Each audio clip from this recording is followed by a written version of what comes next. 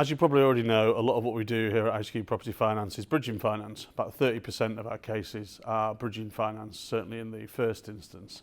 One of the most important parts of bridging finance is making sure you're able to come off that bridge. The concept of a bridge being it is short-term finance. Now, if the end result is to sell the property, then the exit of the bridge is quite straightforward.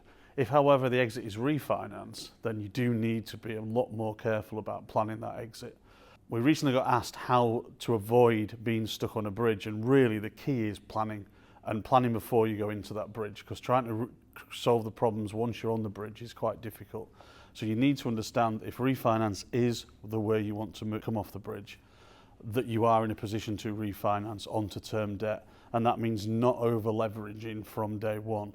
You know, a lot of bridges will offer 75%, a lot of bridges will offer 75% potentially with interest added on top of that.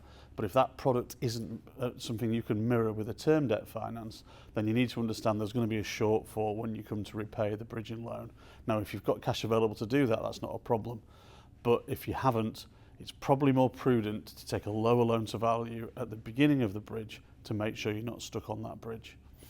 Similarly, when you look at whether to service the interest or roll up the interest, that's all going to be added to the loan at the end of the period. So if you're pushing your loan to values up to the higher levels, make sure you service the interest on a monthly basis rather than adding that interest. And also thinking about exit fees, a lot of bridging lenders add an exit fee.